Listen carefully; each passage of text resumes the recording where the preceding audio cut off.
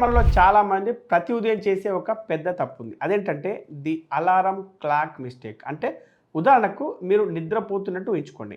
ఉదయం 6 గంటలకు అలారం గట్టిగా మోగడంతో మీరు ఒక్కసారిగా టెన్షన్‌తో లేచి వెంటనే ఫోన్ తీసుకొని వాట్సాప్ మెసేజ్ చెక్ చేసుకున్నారనుకోండి.